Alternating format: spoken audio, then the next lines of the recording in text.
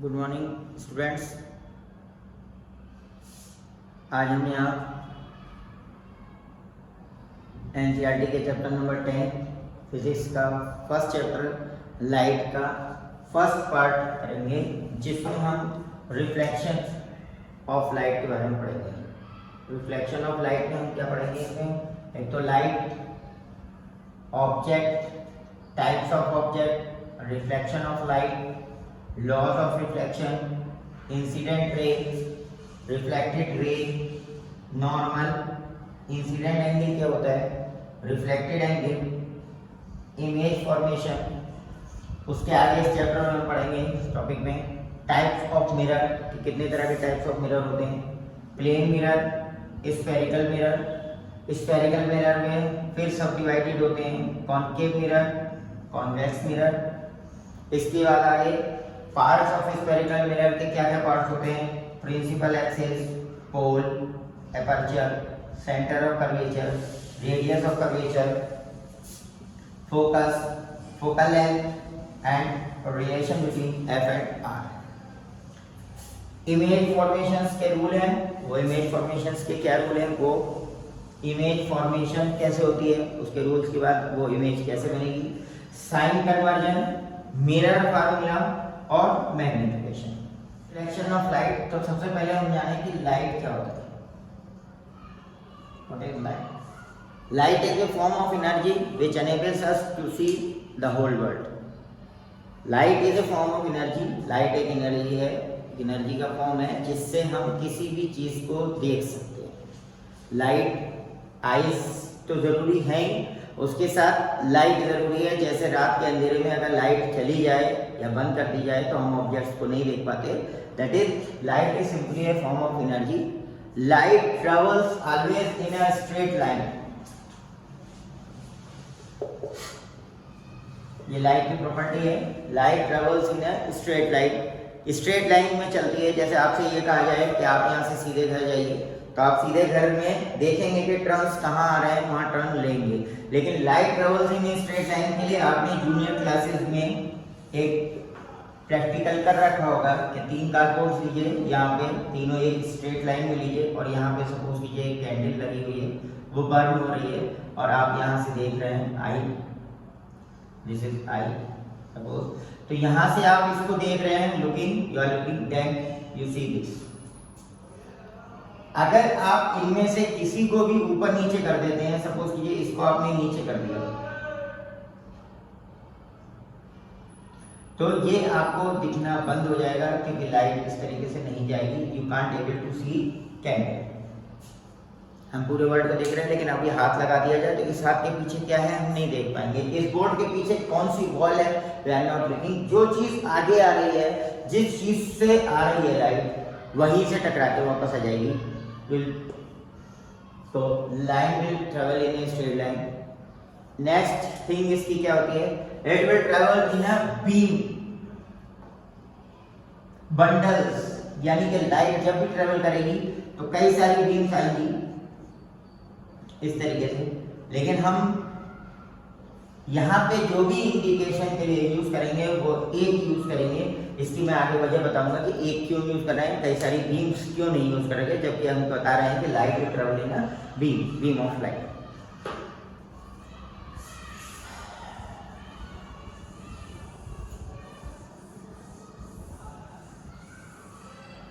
Reflection of light. What is next part is reflection of light. That is bouncing back of light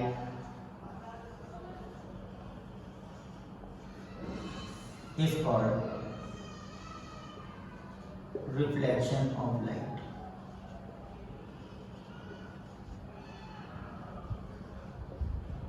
What do you mean by this? Bouncing back of light, light का किसी surface से टकरा के वापस आना, यहाँ टकराई वापस आना, that is called reflection of light. Bouncing back of light is called reflection of light. Speed of light is 3 into 10⁸ metre per second. इतनी स्पीड होती है लाइट की। यहाँ पे सबसे ज़्यादा तेज अपने नून में सबसे ज़्यादा तेज चलने वाली कोई चीज़ है तो वो लाइट है। इसके यानी कि जो इलेक्ट्रिसिटी है उस इलेक्ट्रिसिटी से भी फास्ट चलने वाली कोई चीज़ है तो वो है light. That is the speed of light at vacuum is 3 into 10⁸ metre per second. That is 3 lakh kilometre per second. एक सेकेंड में 3 लाख किलोमीटर चलती है। तो उसके बारे में हम पढ़ रहे हैं यहाँ पे। बाउंसिंग बैक ऑफ लाइट, किसी चीज से टकरा के वापस आना। आपने बॉल खुले में फेंक दी तो आगे बढ़ती जाएगी खुले मैदान में, लेकिन अगर कहीं दीवार है तो यहाँ पे आपने टकराया, ये आई चीज, ये टकरा के यहाँ वापस आई, तो आप इसको कहेंगे reflection of light.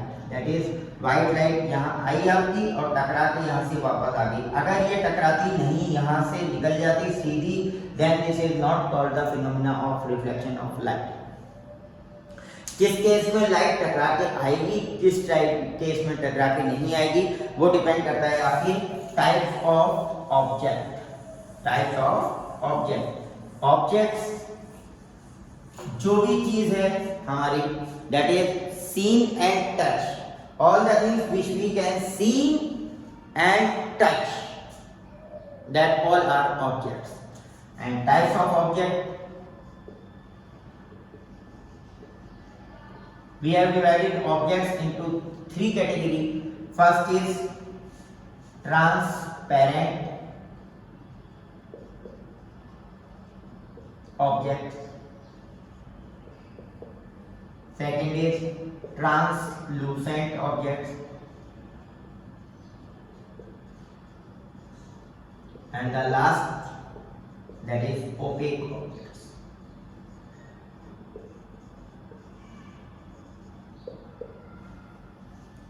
Transparent object ऐसे ऑब्जेक्ट्स जिसमें हम आर पार देख सकते हैं, we can see easily, hold the thing on the back side.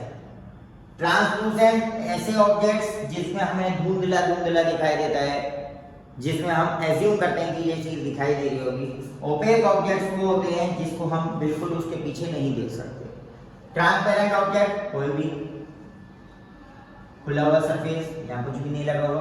Translucent object का एग्जांपल, आप कार चला रहे हैं, कभी कोहरे में आप देखें फॉग में कि जो आपको कोहरा कार के ऊपर से आपको अजीम लगता है, अंदाजा होता है कि हाँ भाई ये चीज आ रही है, क्लियर नहीं होती, that is translucent object. And opaque object ऐसे ऑब्जेक्ट जिसमें बिल्कुल सॉलिड है, इसके पीछे आपको कुछ भी दिखाई नहीं देगा। In this phenomena light will travel straight. In this phenomena, some light will reflect and some light will go past straight. कुछ तो सीधी निकल जाएगी और कुछ रिफ्लेक्ट होगी। ये थोड़ी सी रिफ्लेक्ट हो रही है, उस रिफ्लेक्शन के थ्रू हम देख रहे हैं। ओपेक ऑब्जेक्ट में ये सारा रिफ्लेक्शन हुआ है, इसके पीछे क्या है हम ये कुछ भी नहीं देख पाएंगे। Condition to see an object. What is the condition to see an object? That is ये कि हम कैसे किसी भी चीज को देख सकते हैं। तो that is कि लाइट, किसी भी चीज को हम देखेंगे तो वो लाइट इस चीज से टकरा के आनी चाहिए। सपोज कीजिए ये है हमारा और यहाँ से आप सी कर रहे हैं, तो ये लाइट आपकी यहाँ से टकरा के वापस आनी चाहिए। आप खुले मैदान में खड़े हैं, ऊपर एरोप्लेन उड़ रहा है तो आप एरोप्लेन को देख सकते हैं, लेकिन अगर वो बादल में क्लाउड्स में चला गया, छुप गया, तो आपको वो एरोप्लेन नहीं दिखेगा क्योंकि आपकी लाइट यहाँ टकरा गई। अगर आपकी ये चीज यहाँ से पहले कोई चीज ब्लॉक कर देता है तो आप यही चीज देखेंगे, इसके पीछे की नहीं देखेंगे। That is it is the must condition that the incident ray should be reflected from the object which you want have to see. जो आपको देखना है उस तक वो लाइट जानी चाहिए। अब आप ये कहें कि इस बोर्ड के पीछे क्या है, हम वो देखना चाहते हैं, तो ये नहीं दिखेगा क्योंकि लाइट आई और टकरा के चली गई, लाइट आई और टकरा के चली गई।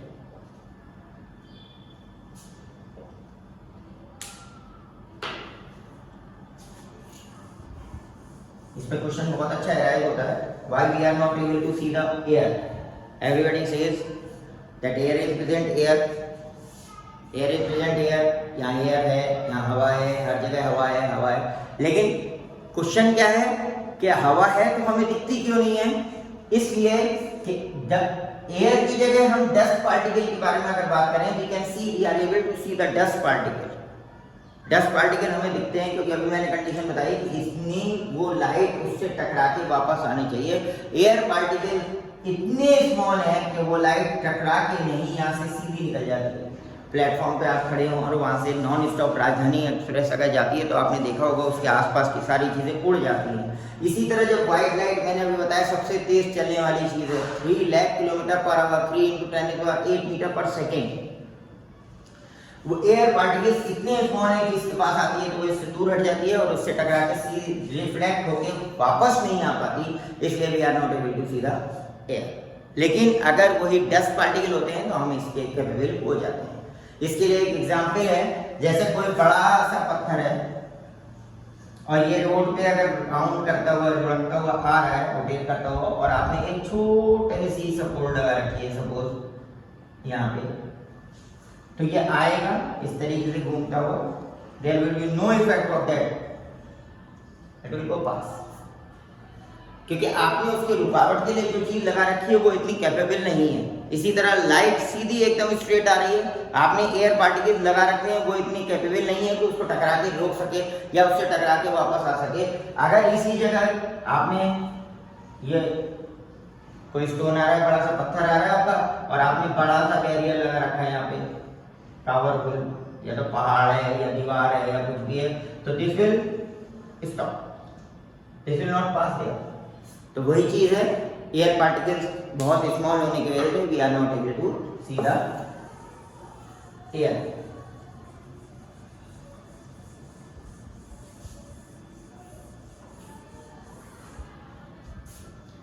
नेक्स्ट अब आता है laws of reflection.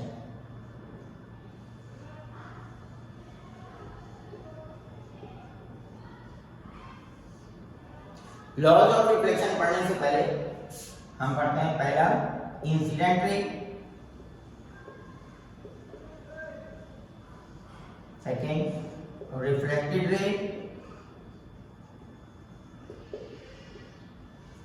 Next normal,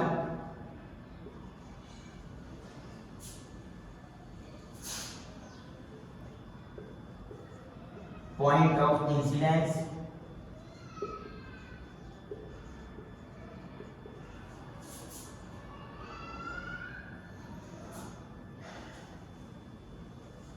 incidence angle,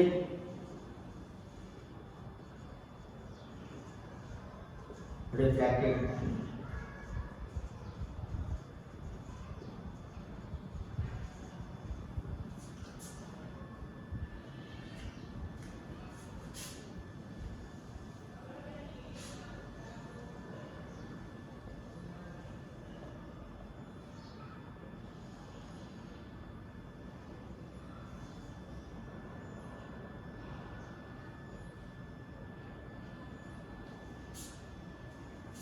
incident रे,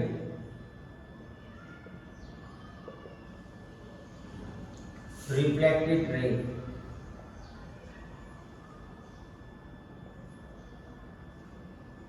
point of incidence,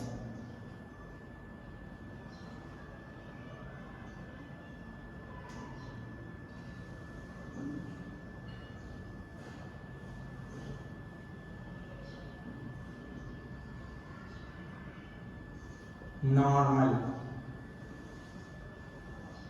incidence angle, reflected angle.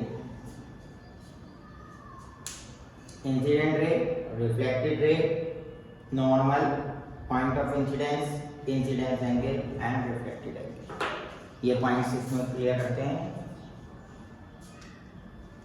A ray of light which is emitted on the surface is called incident ray। इस पॉइंट से पहले जो आपने light डाली है ये आपका सरफेस है, रिफ्लेक्शन सरफेस, जहाँ से आप लाइट टकराएंगे, जो भी आपने ऑब्जेक्ट रखा है, तो जो भी लाइट टकरा रही है, जब से टकराई नहीं, जो आपने इस पर डाली है, which you emit on it is called incident ray। टकराने के बाद जो ये टकराने के बाद बाउंस होने के बाद जो ये वापस आई है आपके लिए तरफ, यानी आपकी साइड जो आई है, that is called reflected ray. That is reflected ray. यहाँ इंसिडेंस हुई इस पॉइंट पे, जिस पॉइंट पे इंसिडेंट रे इंसिडेंट होगी, ये सरफेस है, ये पॉइंट यहाँ पे, यहाँ पे, यहाँ पे, ये इंसिडेंट रे हैं तीनों। इस इंसिडेंट रे के लिए ये पॉइंट ऑफ इंसिडेंस है, इस पॉइंट रे के लिए ये है, और इस पॉइंट रे के लिए ये वाला पॉइंट है। यानी जो भी आपकी इंसिडेंट रे है, इंसिडेंट जो सरफेस है, उस सरफेस पे जहां जिस पॉइंट पे टकरा लिया that is point of incidence. इसके बाद reflected ray and next is normal. Normal is the perpendicular drawn on the point of incidence with point surface of incidence. यानी जिस सरफेस पे आपने इंसिडेंस करी है उस पॉइंट पे, पॉइंट ऑफ इंसिडेंस पे बना हुआ 90 degree angle is called normal. Next is incidence angle and reflected angle. Incidence angle is the angle between normal and incidence ray. ये जो एंगल बन रहा है incidence ray और normal के बीच में, उसको हम क्या कहते हैं? Incidence angle, and it is denoted by small I. I से start हो रहा है, incidence angle is denoted by I. And the angle between reflected ray and the normal starting from R is denoted by small r. The angle between the reflected ray and the normal is called reflected angle, is denoted by small r. Laws of reflection.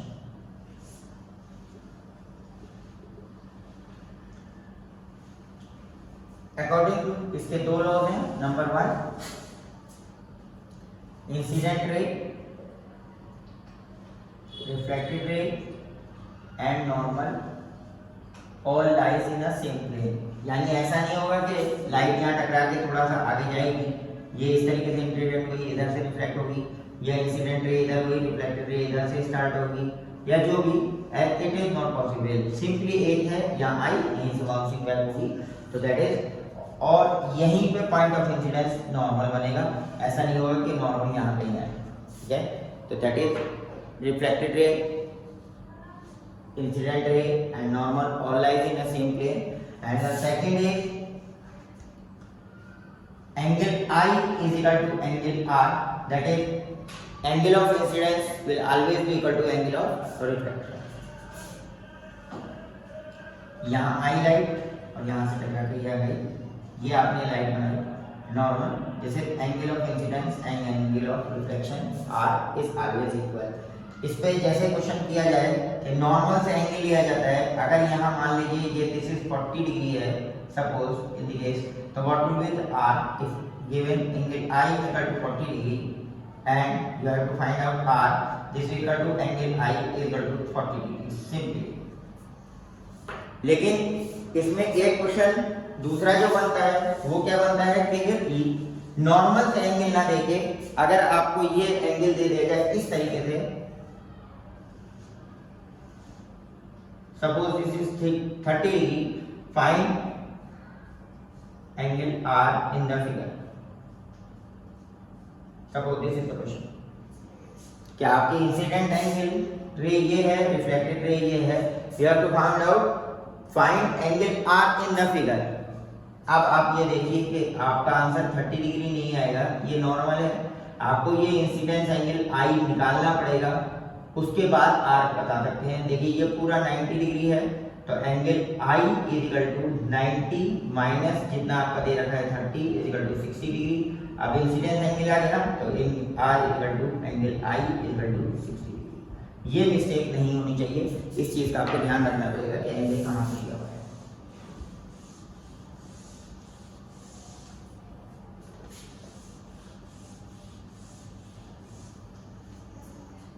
इसके बाद types of reflection.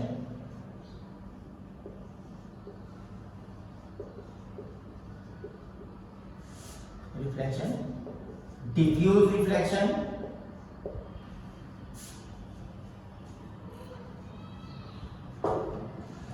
Diffuse reflection और regular reflection.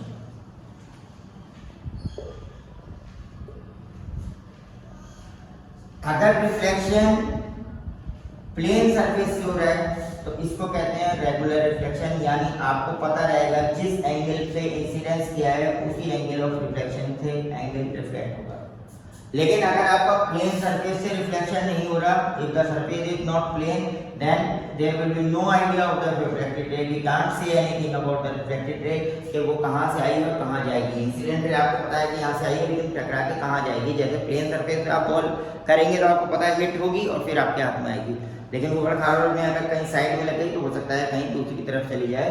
तो this is called diffuse reflection when the surface is not smooth and when the surface reflected surface is smooth, then it is called regular reflection.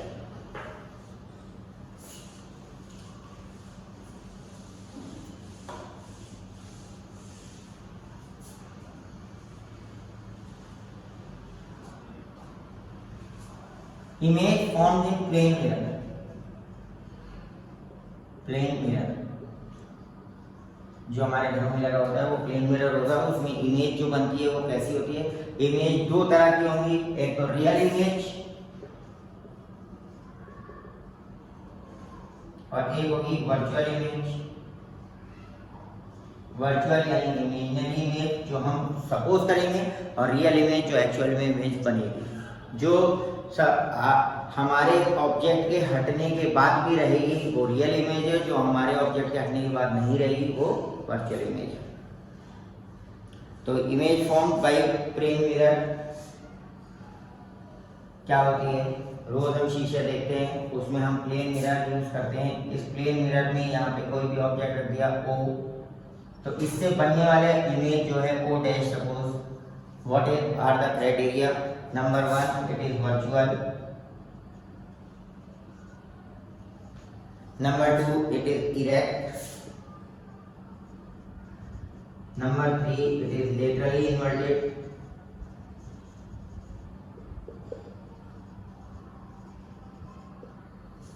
and number 4 it is of equal size.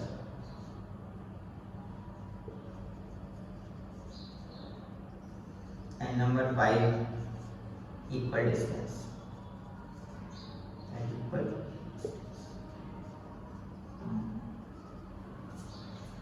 ये सारे criteria इसमें होंगे। एक तो virtual होगी यानी real नहीं होगी, जब तक आप इसके सामने खड़े हैं तब तक आपकी इमेज रहेगी। दूसरी इरेक्ट होगी, सीधी होगी, आप जैसे खड़े हैं ऐसे ही सीधी ये होगी इरेक्ट, ऐसा नहीं होगा कि उल्टी हो जाए। लेटरली इन्वर्टेड होगी in the sense it will be just opposite, यानी कि laterally inverted. What is laterally inverted? In this left becomes right and right becomes left, right becomes left.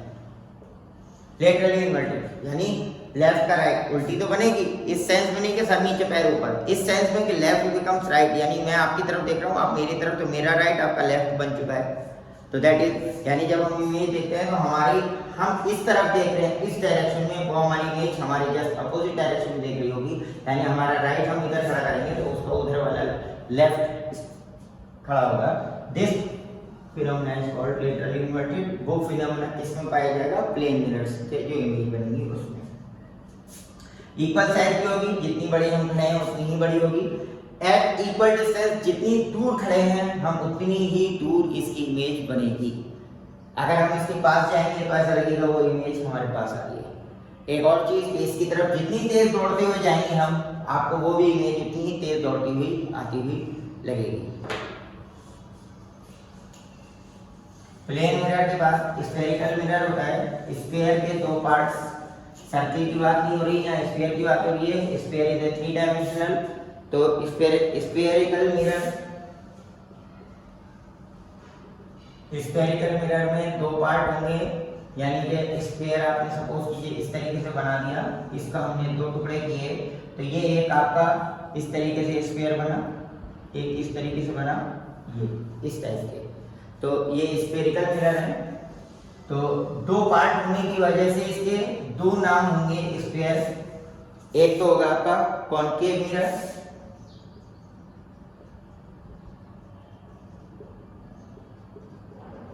और दूसरा होगा आपका convex mirror.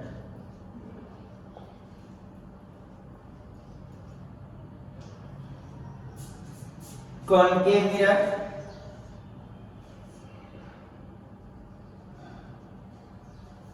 Convex mirror.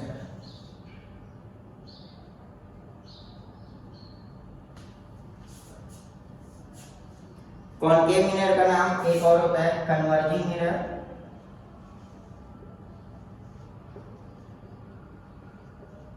It is also called converging mirror, and convex lens is also called diverging mirror.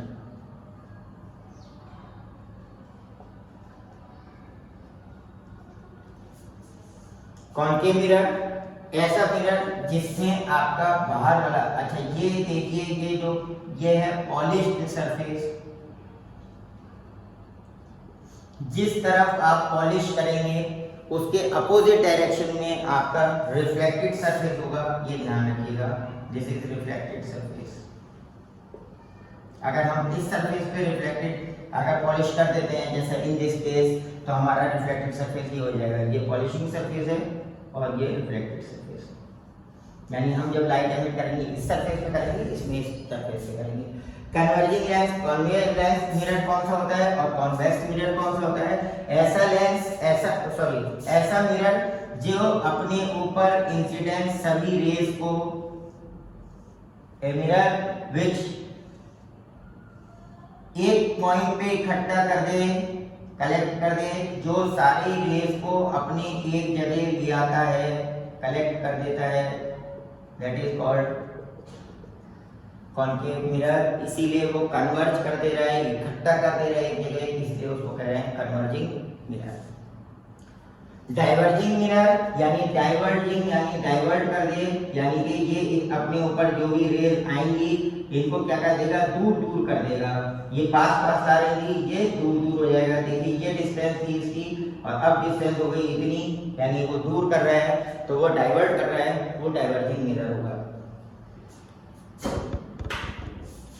Converging mirror का use हम shaving वगैरह के लिए करते हैं, shaving for purpose of shaving, और इसका यूज हम व्हीकल्स में करते हैं ताकि हमारा कवर्ड एरिया जो है ज्यादा हो जाए, इसका हम व्हीकल्स में यूज करते हैं।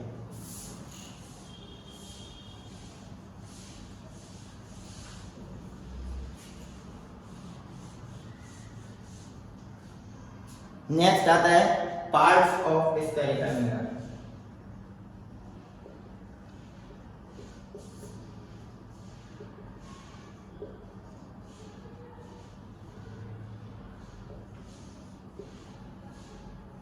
इसमें सबसे पहला है प्रिंसिपल एक्सिस, मैं यहाँ फिगर बना देता हूँ।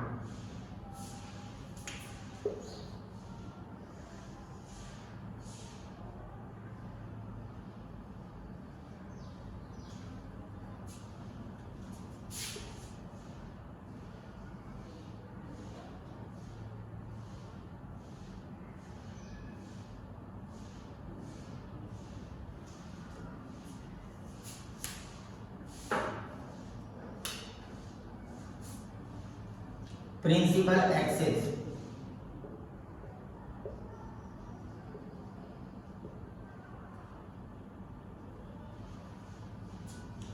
Line joining centre of curvature to the pole is called principal axis. ऐसी लाइन, वो लाइन जो सेंटर ऑफ कर्वेचर और पोल को ज्वाइन करती है, that is called principal axis. Second is pole, the centre of the sphere is called pole. Next is aperture. Third is aperture. What is aperture? इस spherical mirror के, ये sphere है, spherical mirror का ही हमने एक part लिया है, एक टुकड़ा लिया है। इस मिरर में जितने स्फेरिकल पोर्शन पे आपने पॉलिश करी है, जितने एरिया से रिफ्लेक्शन विल अकर, जितने एरिया से रिफ्लेक्शन टेक प्लेस, रिफ्लेक्शन होगा, that is called the aperture of the mirror. Next point, centre of curvature. What is centre of curvature? जिस स्फीयर का ये पार्ट है उसका जो सेंटर होगा, इस स्फीयर का एक सेंटर होगा, that is called centre of curvature. जो अभी हमने पढ़ा था प्रिंसिपल एक्सिस में, line joining centre of curvature to pole is called principal axis. तो सेंटर ऑफ कर्वेचर क्या होता है? That is the centre of the sphere which the spherical mirror is the part. Spherical mirror यानी concave mirror या concave mirror जिसका भी part है, जिस भी उसका कोई ना कोई सेंटर होगा, उसी के सेंटर को सेंटर ऑफ कर्वेचर कहते हैं। रेडियस ऑफ कर्वेचर,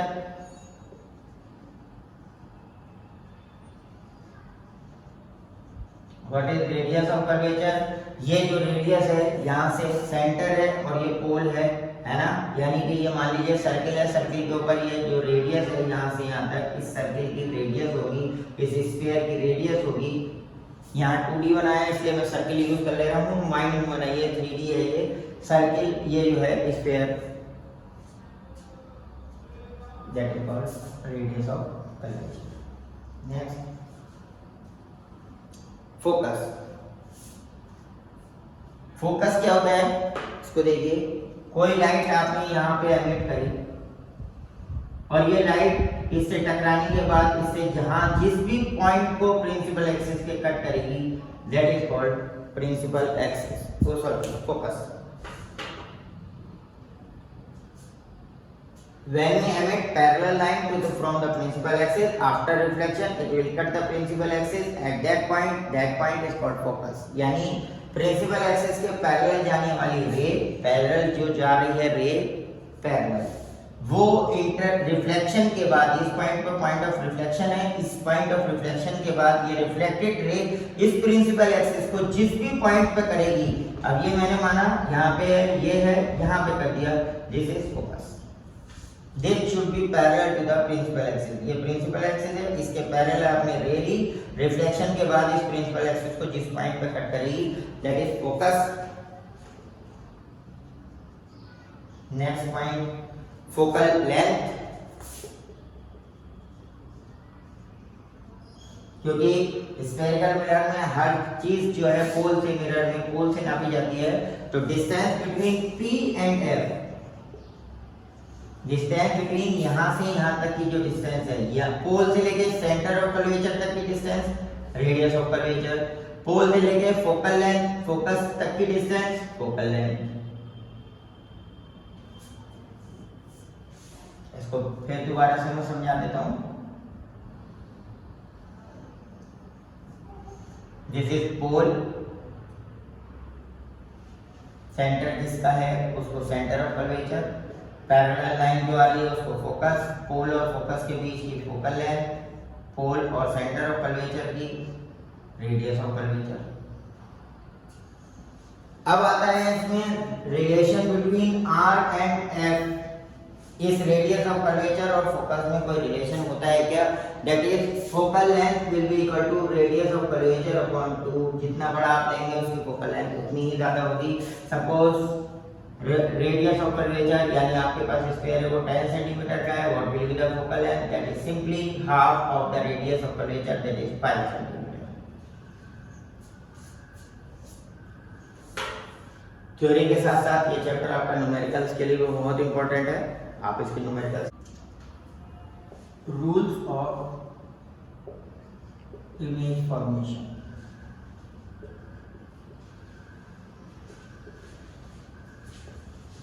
इसके 4 रूल हैं। Number 1,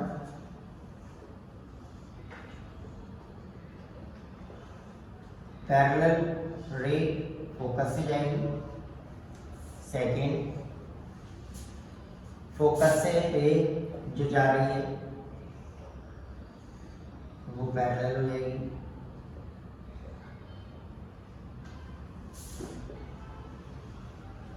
third, centre of curvature से जाने वाली सीधी वापस लौट जाएगी।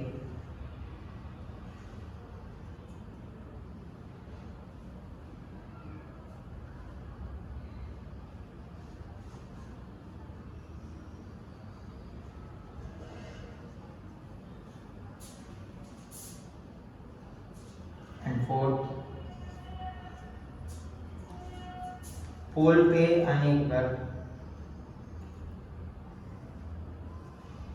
इंसिडेंस होगी रे, तो इस तरीके से इंसिडेंट एंगल के बराबर रिफ्लेक्टेड एंगल बनाती हुई रे चली जाएगी, just like in plane mirror.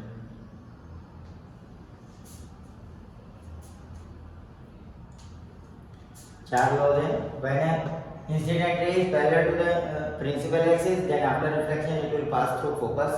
When the incident ray passes from focus. After reflection, it will become parallel to the principal axis. When the incident ray passes from center of curvature, then it will bounce back to the same path, यानी उसी रास्ते पे वापस लौट जाएगी. And when the incident ray is emitted on the principal pole and on the pole, then it will incline and same angle, and incident angle is equal to incident reflected angle, just like in a plane mirror.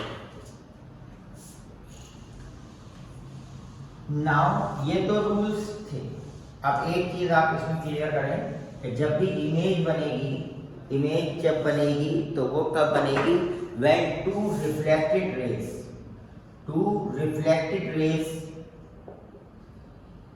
Intersect. जब दो reflected rays intersect करेंगी तभी आपकी image बनेगी. Either this is imaginary और real, लेकिन बनेगी तभी जब रिफ्लेक्टेड रेज आपस में इंटरसेक्ट करेगी. तो अब हम यहाँ पर पढ़ेंगे इमेज फॉर्मेशन इन कॉनकेव मिरर.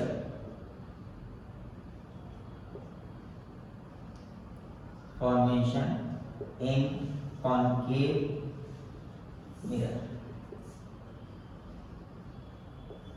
इमेज फॉर्मेशन, कोई भी आपने यहाँ पे कॉनकेव मिरर रखा तो टोटल डिस्टेंस यहाँ से लेके ये पोल है, ये फोकस है, ये सेंटर ऑफ कर्वेचर है और यहाँ है infinity.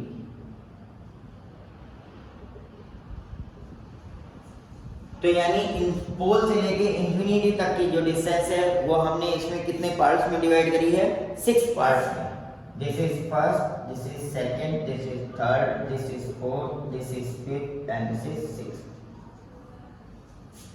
These are the places where we can place the object. Object को place करने की positions है.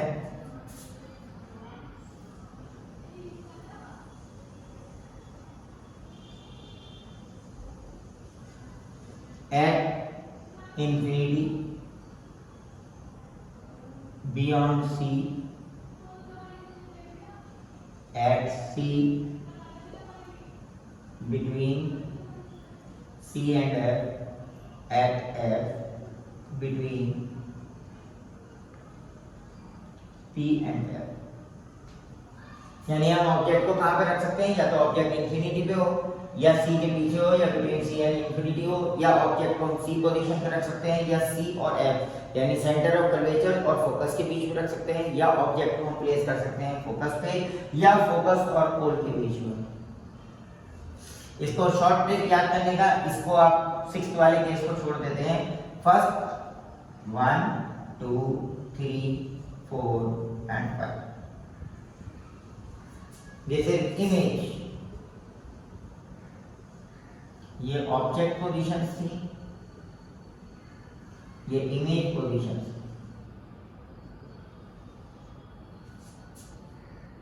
यानी जब ऑब्जेक्ट इंफिनिटी पे है तो इमेज कहाँ बनेगी? फोकस पे.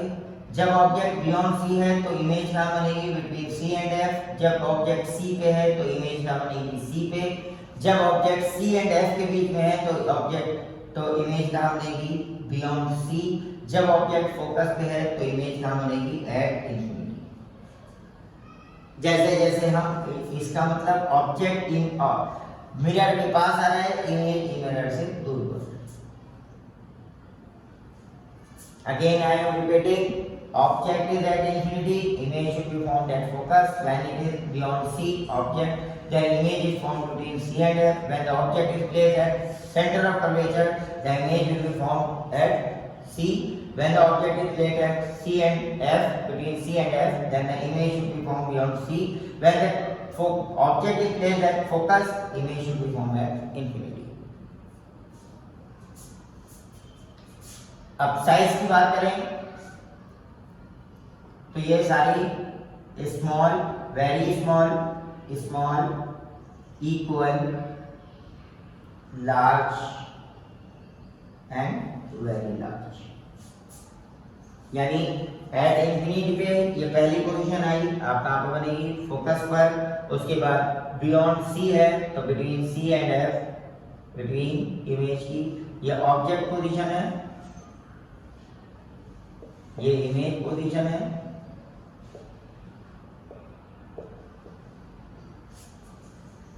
कहां बनी? Between C and F. At C है तो at C, C and F के बीच में है तो बियॉन्ड सी, एट एफ है तो एट इंफिनिटी। साइज की बात करें,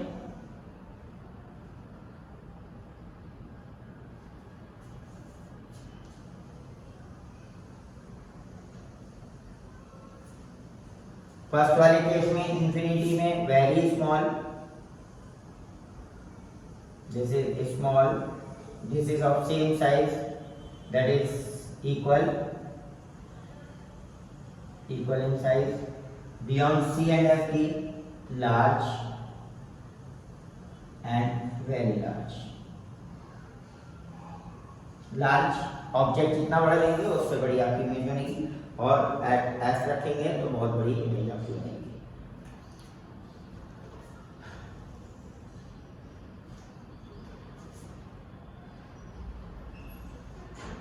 ये सारी रियल होंगी,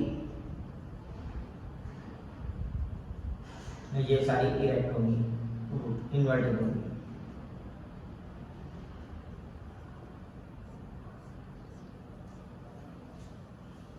लास्ट वाला केस करते हैं 6, when it is between P and F the image should be beyond the pole, यानी P के बाद बनेगी आगे,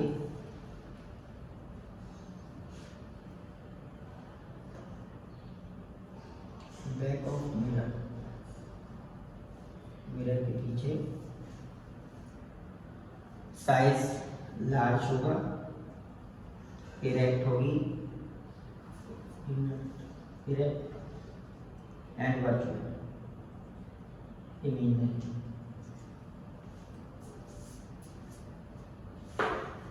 ये बनेंगी कैसे, अब हम यहाँ पे पोजीशन देते हैं।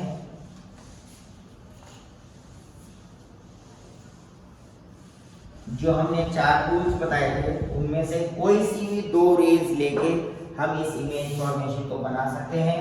रूल्स याद करने का तरीका आपको बता दिया, इमेज की पोजीशन याद करने का तरीका आपको बता दिया। अब आप ये देखिए, this is P, this is F, this is C। कोई भी एक पोजीशन ले लेते हैं, suppose object is at C,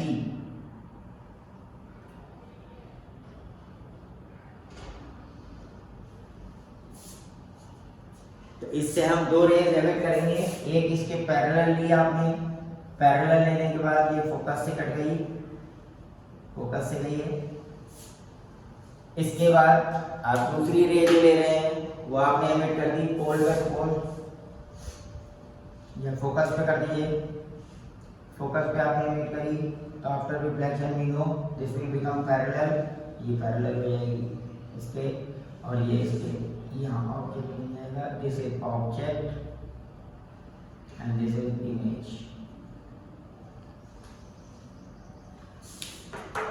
ये रे आई इधर से रिफ्लेक्ट होकर चली गई, ये रे आई और इधर से चली गई।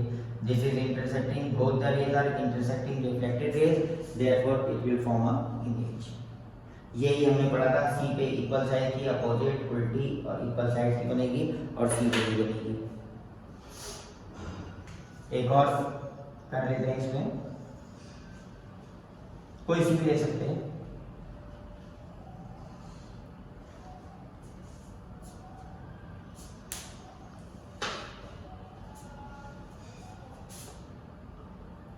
P L C, क्या हम इमेज को, ऑब्जेक्ट को बिटवीन C एंड F रख रहे हैं।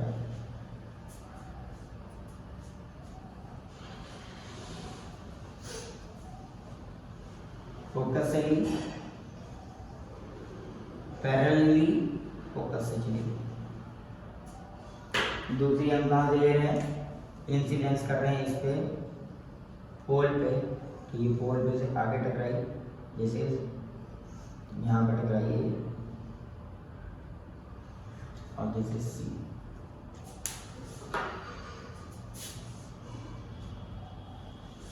Beyond C. यही हमने पढ़ा था, ये ऑब्जेक्ट है, ये इमेज। इस तरीके से कोई भी दो रेंज देके आप इमेज बना सकते हैं।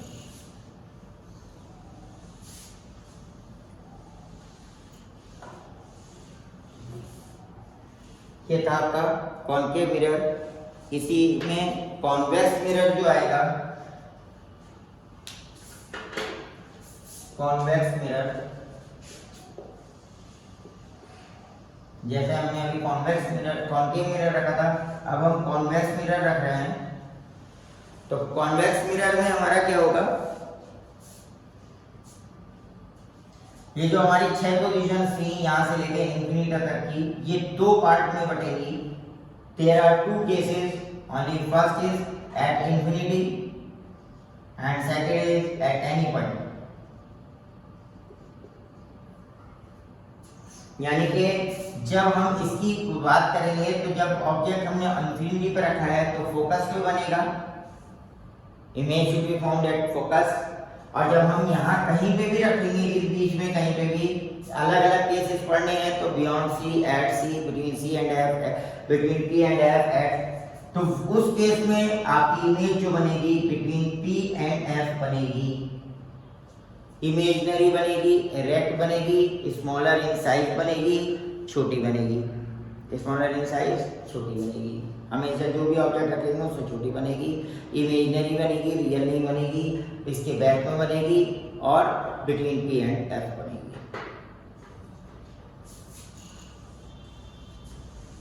Sign conversion,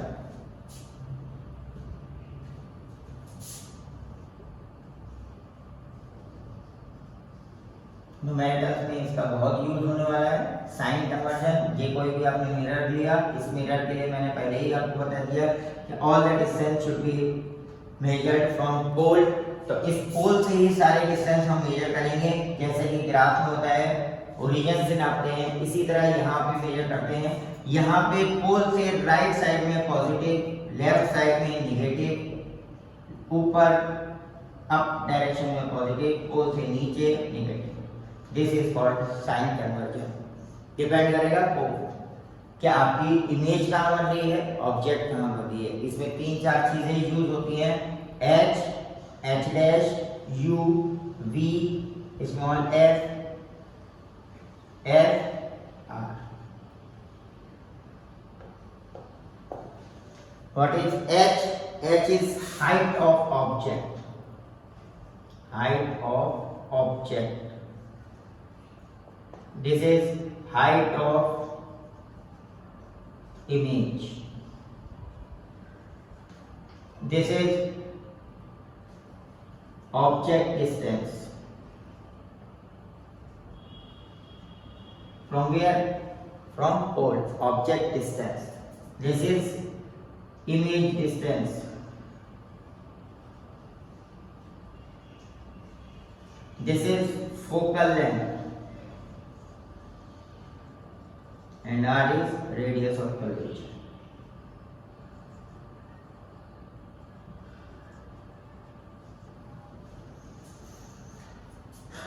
It is always positive. It should be positive and negative. ये आपकी प्रिंसिपल एक्सिस है, प्रिंसिपल एक्सिस से अगर नीचे इमेज बन रही है then H dash should be negative, और अगर ये प्रिंसिपल एक्सिस है और आपकी इमेज इधर बन रही है then H dash should be positive. इसमें दोनों पॉसिबिलिटी है। ऑब्जेक्ट डिस्टेंस, आपने ये मिरर रखा, यहां से लेके ये ऑब्जेक्ट रखा है, this is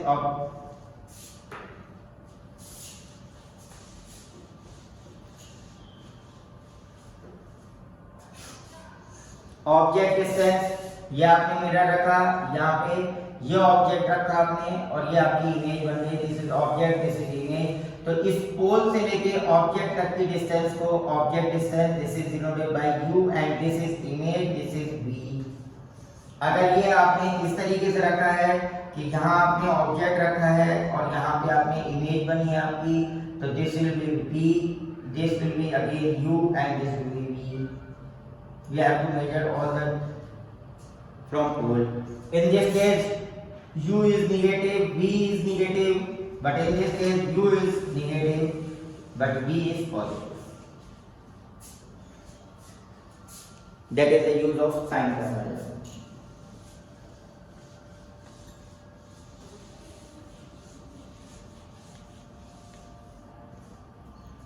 Next is magnification. Magnification, हमारे पास मिरर है, वो कितना इसको मैग्नीफाई कर सकता है.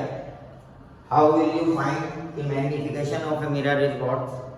The ratio of image, height of image, it is denoted by small m. Magnification is equal to h dash upon h is equal to minus v upon u. That is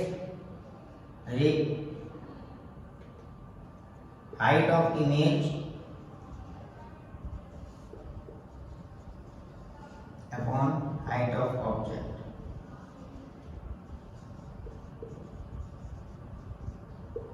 That is negative sign of image distance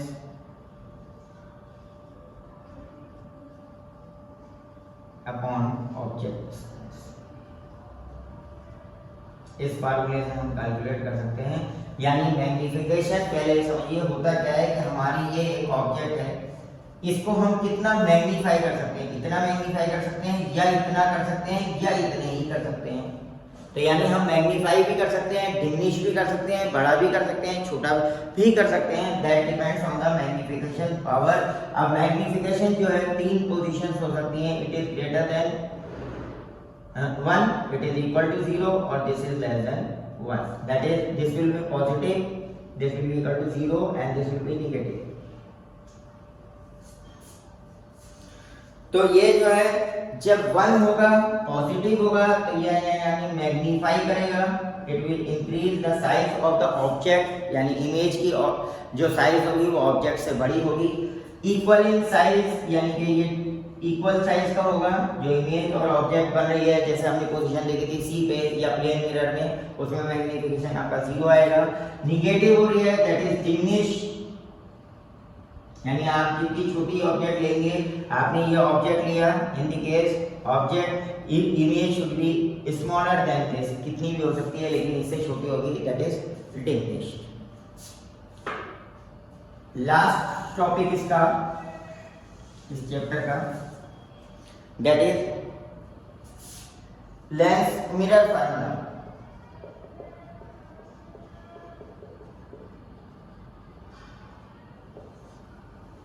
mirror formula क्या होता है?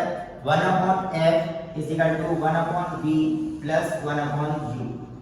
जो v और u मैंने बता चुका हूँ उसमें. इन तीन में से कोई एक चीज अननोन होगी और आपको फाइंड आउट करनी पड़ेगी. इसका यूज आपके न्यूमेरिकल्स में बहुत होगा. That is this formula is called mirror formula. That's all in this video.